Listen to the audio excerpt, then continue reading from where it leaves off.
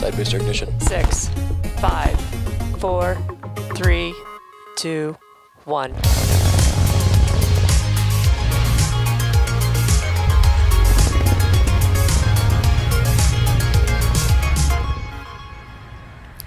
Good morning. It's Sunday, March 14th, and you're looking at a live view of Falcon 9 as it awaits its 6:01 a.m. Eastern Time launch from historic 39A launch pad at Kennedy Space Center. My name is Kate Tice, a senior certification engineer here at SpaceX, joining you from our headquarters in Hawthorne, California. You're watching a live webcast for our 22nd Starlink mission and our 8th launch of 2021. Starlink is a constellation of satellites that can provide high-speed, low-latency internet all over the globe, particularly in remote areas where connectivity is limited or completely unavailable. Starlink is now delivering initial beta service both domestically and internationally. At the moment, our beta service is available in the United States, Canada, the United Kingdom, and as of this week, we've expanded our beta service coverage area to include Western Germany and the South Island of New Zealand. As we launch more satellites, install more ground stations, and improve our networking software, data speed, latency, and uptime will all improve dramatically. And with every Starlink launch, we get closer to our goal of near global coverage of the populated world later this year. Today's Starlink launch is particularly special as this is the first time that we are flying a Falcon 9 rocket for the 9th flight. We reflew a Falcon 9 booster for the first time just 4 years ago. So to be at the 9th flight of a booster is pretty incredible and super exciting for our teams. With our launch teams ready for liftoff, Falcon 9 started loading propellants at T-minus 35 minutes. We're currently approaching T-minus 9 minutes and 30 seconds, and as of now, all systems are green for an on-time liftoff at 6:01 a.m. Eastern. With that, let's take a closer look at that rocket on your screen. There you've got a live view of Falcon 9. The two-stage rocket stands 70 meters or 229 feet tall. That's greater than the wingspan of a 747 aircraft. The first stage is the bottom two-thirds of the vehicle. It has 9 Merlin engines that do the bulk of the work to get Falcon 9 off the ground and up into the thinner parts of the Earth's atmosphere. You can tell by the entry soot that on the first stage that this vehicle has flown before. As I mentioned, today is the first time that we'll be reusing our Falcon 9 first stage for a 9th time. This booster debuted on our Demonstration 1 mission for NASA in March of 2019, and then flew again 3 months later on the RadarSat Constellation mission. In 2020, it supported 4 Starlink missions, as well as the SXM-7 mission at the end of the year. It most recently supported a Starlink mission at the end of January. Falcon 9 is the first orbital-class rocket capable of reflight. In fact, 80% of our launches last year were on flight-proven rockets, and this year, to date, all of our flights have been on a flight-proven booster. At 2.5 minutes into flight, the first stage will separate from the second stage and make its way for a landing on our drone ship, Of Course I Still Love You. If successful, today will mark the 9th recovery for this booster. Above the first stage is the second stage, and that has a single Merlin vacuum, or MVAC engine as we call it, and that ignites after the first stage separates. The second stage is what will carry our Starlink satellites to orbit, deploying at about T+1 hour into the mission. And lastly, our Starlink satellites are safely enclosed inside of that payload fairing that you see there. It's 5 meters or 17 feet in diameter, and that structure is located, of course, at the very top of the rocket. It protects the payload from aerothermal loads, heating, and contamination during ascent. And once we reach the vacuum of space, we'll jettison the fairing as the second stage will continue on its journey to orbit. Today will be the second flight for this fairing. It first supported our Transporter 1 mission earlier this year. We'll be attempting to recover it by retrieving each half from the water with our recovery vessels Go Searcher and Go Navigator. As for weather, things are looking great. We have a 90% favorable forecast for this morning. With that, the vehicle, satellites, weather, and range are all looking good for an on-time liftoff just 6.5 minutes from now. As mentioned in previous webcasts, although still in beta testing, Starlink is already serving locations where internet access was previously unreliable or entirely unavailable. These days, when more people are working and learning from home, internet connectivity is more important than ever. During a recent Starlink launch, we mentioned that Starlink is serving over 40 households in Wise County, Virginia, that previously had limited internet access in order to support remote learning.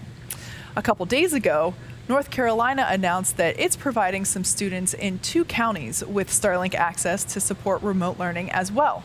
Swain County, located in the Great Smoky Mountains in the western part of the state, and Hyde County, located on the East Coast. Due to geographic barriers, students in both counties have been previously unable to connect to high-speed internet and effectively participate in remote learning. In particular, on Oracoke Island in Hyde County, students are often unable to attend class in person due to flooding or other weather events. Providing service to these students will enable them to access the same educational materials as their peers in more densely populated areas. These are the opportunities that get the team here super excited about what Starlink can do. To learn more or find out if service is available in your area, head on over to starlink.com. At this point, we're coming up to the T-5 minute mark, and Falcon 9 is moving into the final stages of our countdown. We're waiting for the transporter erector, or TE, to retract. That is the white painted structure that you see there next to the vehicle. First, the TE clamps will open, and then the transporter erector will begin to retract away from the rocket slightly.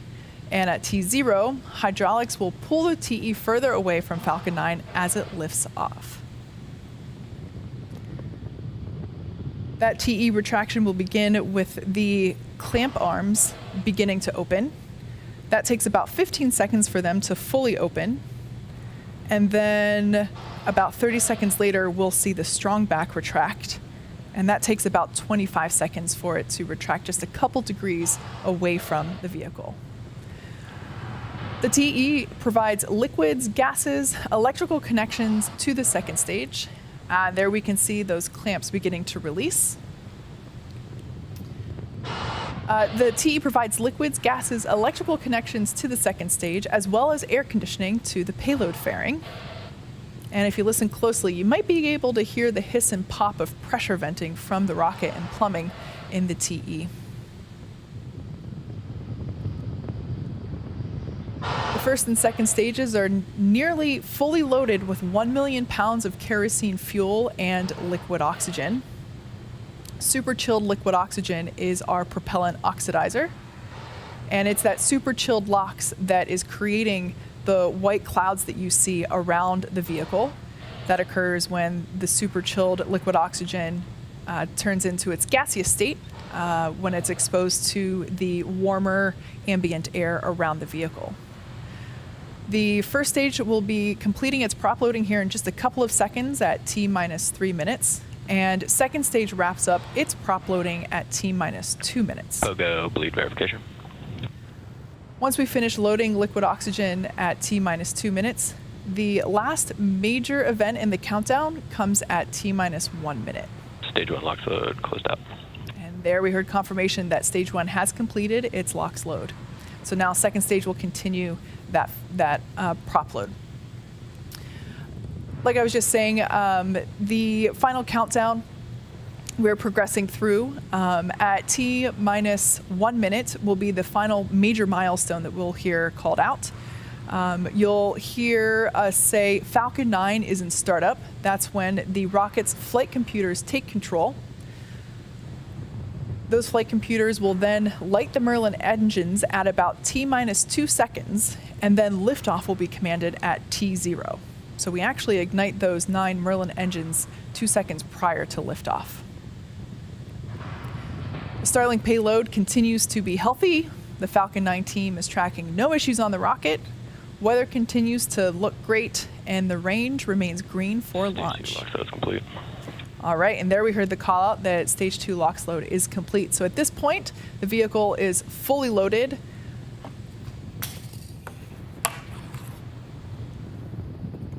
And we are continuing on in our countdown. Gas launch closeouts. At T-minus 1 minute, we will hear the call out that Falcon 9 is in startup. Again, this means that the flight computers have taken over the launch countdown. At that point in time, the first and second stages will also begin to pressurize for launch.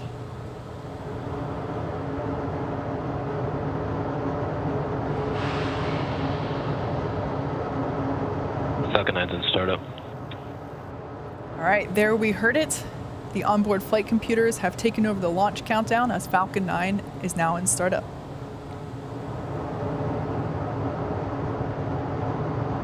Falcon 9, Starlink LDs go for launch. Okay, there we heard our launch director give the final go for launch. As we approach the T-minus 30-second mark, all systems are go for launch. Let's listen in to terminal count and watch as Falcon 9 takes our stack of Starlink satellites into orbit.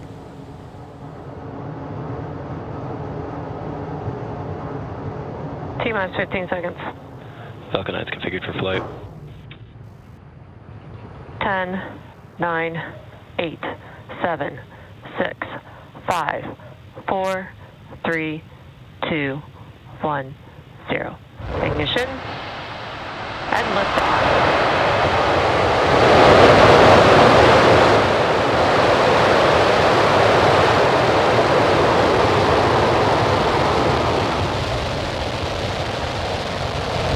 Vehicle's pitching downrange.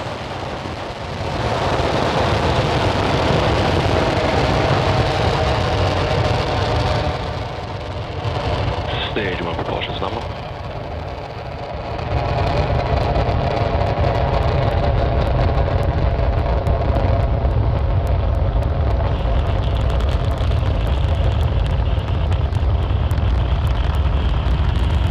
As you can see, Falcon 9 has successfully Telemetry nominal. Falcon 9 has successfully lifted off from pad 39A at Kennedy Space Center, carrying our stack of Starlink satellites to orbit. We're going to throttle the 9 Merlin engines down in preparation for max Q, Vehicle supersonic. or maximum aerodynamic pressure. This is the largest structural load that the vehicle will see during ascent, so slowing it down a little bit will help the vehicle pass through that short period.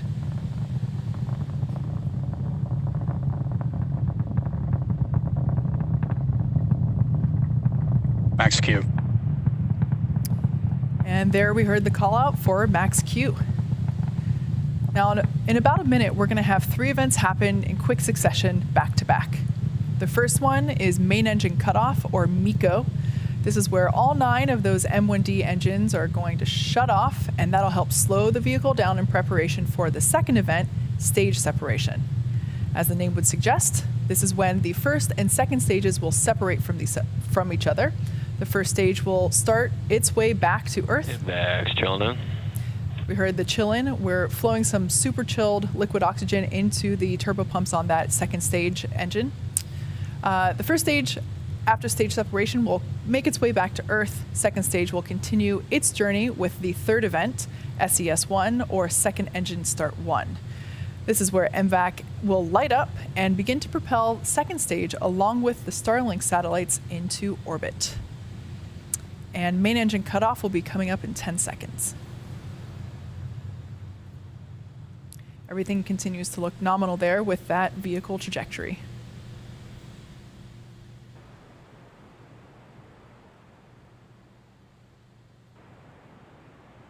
And MECO. Stage separation confirmed.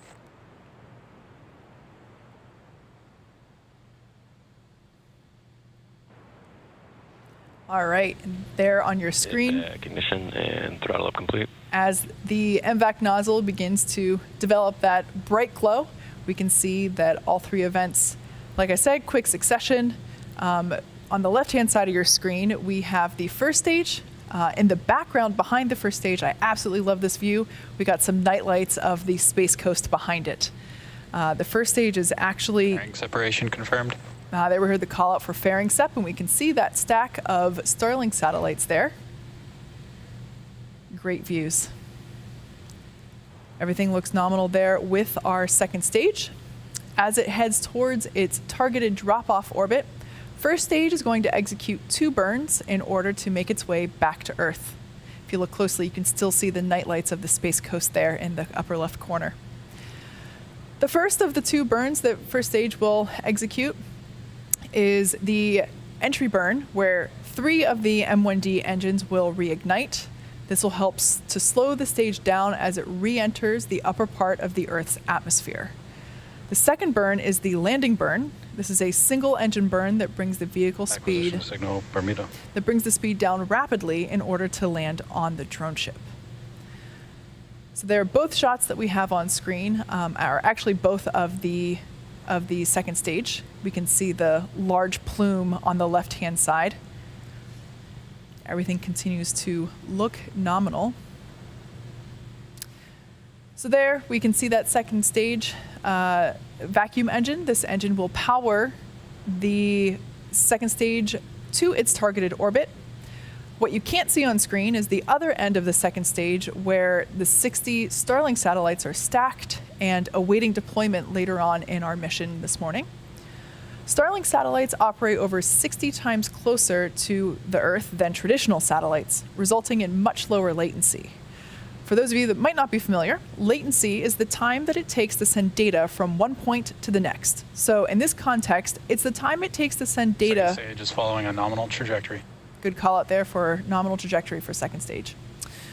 So latency, in this context, it's the time that it takes to send data from the ground to the satellite and then back. When satellites are far away from Earth, latency is high. We're talking 550 milliseconds or more. This prevents activities like video calls and online gaming. When satellites are close to Earth, like the Starlink satellites, latency is low, more like 20 to 40 milliseconds versus 550 milliseconds. This enables video calls and online gaming with an experience similar to fiber or cable. And because Starlink is a satellite network, you're not limited by ground infrastructure. That's one of the main reasons why people who live in rural or remote areas don't have access to high-speed internet, because running the fiber or the cable necessary to get them connected is just too expensive. The Starlink kit comes with everything you need to get connected, including your Starlink, also known as Dishy McFlatface, your Wi-Fi router, power supply, and cabling. The hardware comes pre-connected in the box, so all you have to do is download the Starlink app, plug it in, find the best installation spot for your Dishy, and you can get connected Stage 1 FTS is saved. You can get connected to the internet in a matter of minutes. Stage 1 entry burn startup. And there we can see on your screen startup of that first of 2 burns, the entry burn. This lasts 20 seconds. As I mentioned earlier, we have reignited 3 of the 9 Merlin engines at the base of the first stage vehicle. Stage 1 entry burn shut down. And shutdown of those 3 engines. So the reason we perform the entry burn is we want to slow the first stage down as it re-enters the Earth's atmosphere.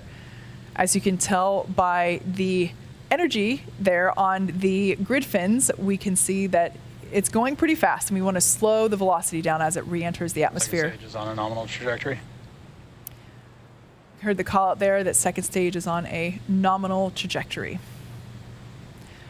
The next event that we have coming up will be the landing burn for the first stage. As the name suggests, this is when we'll be attempting to land on our drone ship, Of Course I Still Love You, which is currently holding position a couple hundred miles off the coast of Florida in the Stage 1 transonic. a couple hundred miles off the coast of Florida in the Atlantic Ocean.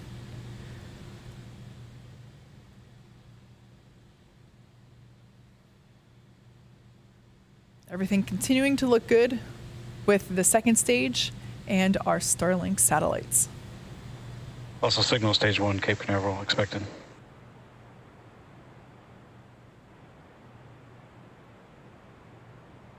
Stage 1 landing burn. So we heard the call out that the landing burn for stage 1 has begun. We can start to see the plume there on our drone ship cam on the left-hand side of your screen. Hopefully we'll be able to maintain video signal through landing. Stage 1 landing leg deploy. Okay, the landing legs are out. Terminal guidance. Unfortunately, it looks like we weren't able to maintain that video signal. We'll bring that back to you as soon as we can, as well as a status update on that landing. Everything continues to look good. Stage 2 FTS is saved. Everything continues to look good there with second stage. Stage 1 landing confirmed. All right, we heard it. We couldn't see it, but we did hear verbal confirmation that we had a successful landing of that booster, marking our 70. Also signal stage 2 from the Cape as expected. This marks our 77th successful recovery of an orbital class rocket, Go. and the 9th landing of this particular booster. Like I mentioned before, this is the first time that we've launched and landed a Falcon 9 first stage 9 times. Nominal orbit insertion. And just like that, we heard confirmation of a good orbit. So at this point, stage 2 is going to coast for a little bit, actually for the next 35 minutes or so. So hang tight. We'll see you back here at T plus 45 minutes for a second stage relay.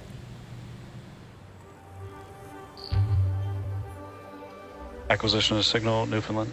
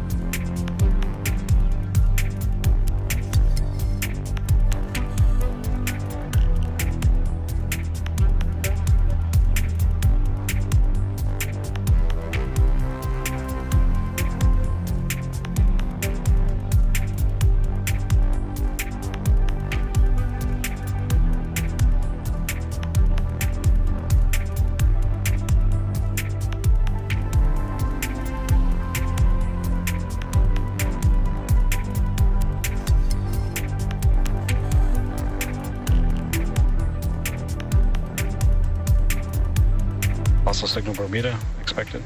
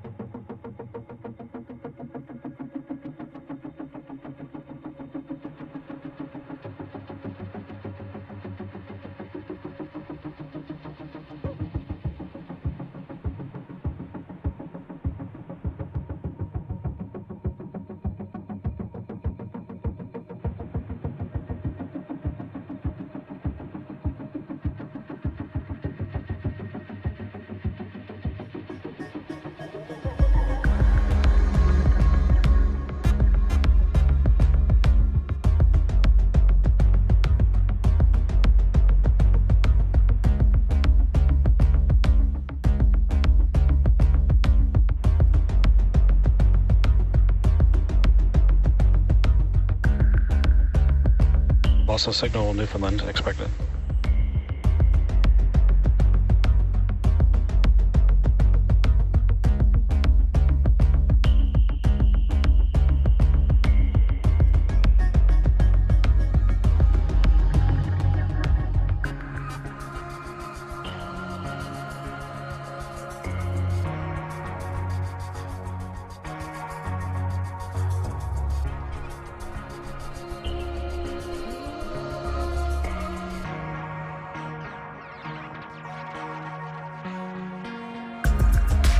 Acquisition signal Goonhilly.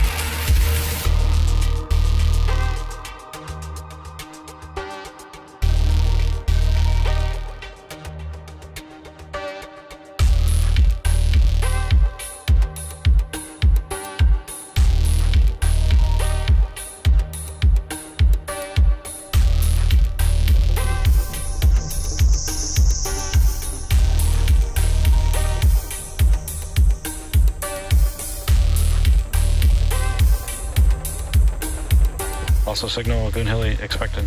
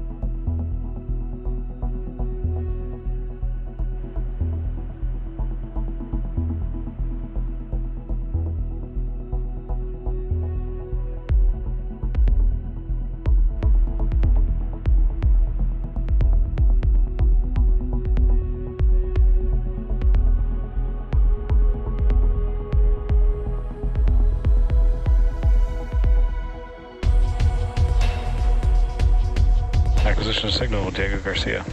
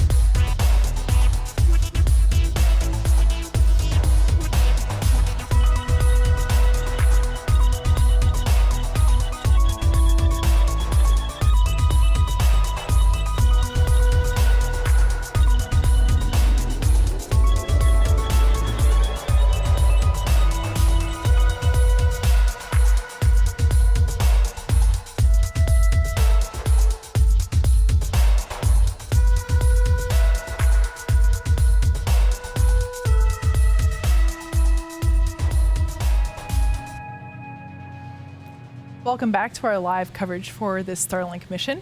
We had an on-time liftoff at 6:01 a.m. Eastern Time, and we had a successful 9th flight and landing for that first stage booster. Our second stage is still looking good and on a nominal trajectory, and getting ready for SES-2, or second engine start 2, in just a couple of seconds. It'll be a very short 1-second burn of our MVAC engine. Looks like we might be having a little bit of trouble with our ground stations. We might not be able to get video. We'd like to bring it to you, but we're going to listen in for the call out on the net to confirm SECO. Like I said, this will be a quick 1-second burn.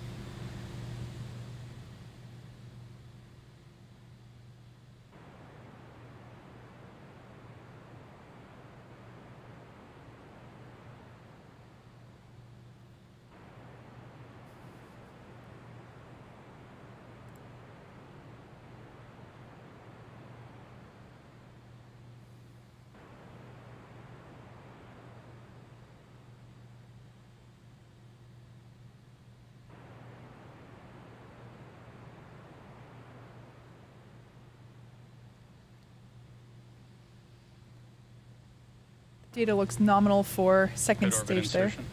Okay, we heard the confirmation there that we had good orbit, so that means that that quick 1-second burn was successful.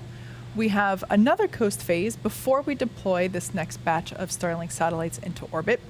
During this time, the spacecraft will begin to spin along its central axis, and that will give the Starlink satellites the momentum they require to space themselves out over time after deployment. While this happens, sit back and enjoy some space jams. We'll see you back here at T plus 1 hour and 4 minutes.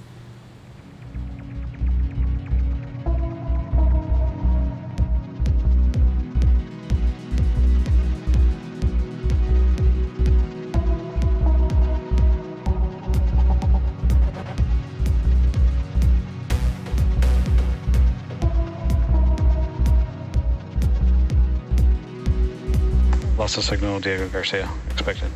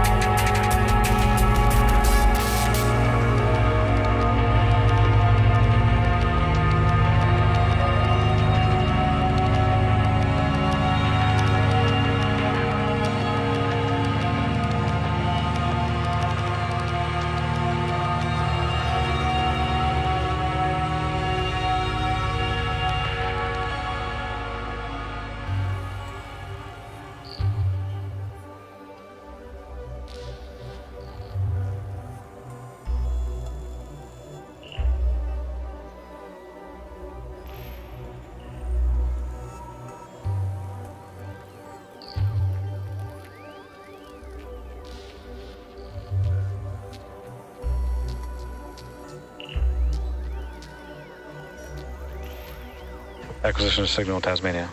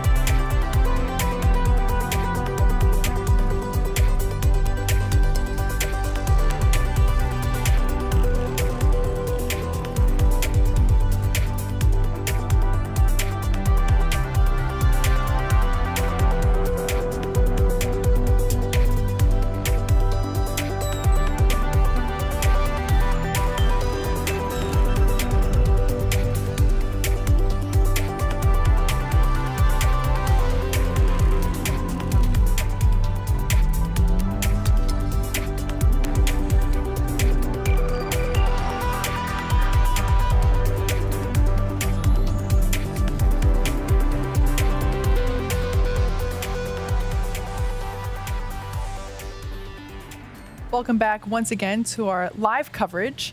We had an on-time liftoff at 6:01 a.m. Eastern Time from Kennedy Space Center. Our Falcon 9 first stage successfully returned to Earth after its 9th flight, a first for our boosters. And as for our second stage, which you see there on your screen, we've successfully executed 2 burns of that MVAC engine, and we're now getting ready to deploy our Starlink satellites in just a few seconds. At this point in time, the second stage began to rotate along its central axis in order to give the satellites the momentum they need to space themselves out from each other after deployment. So at this point, let's listen in for the call out of that payload deployment.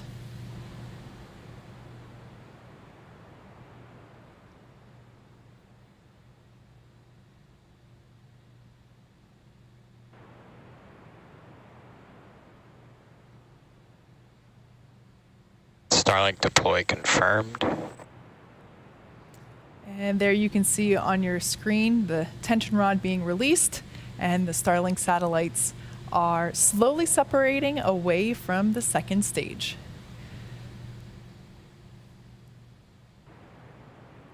Shortly, they will deploy their solar arrays, and over the next few days and weeks, they'll distance themselves out from each other and use their onboard ion thrusters to make their way to operational orbit.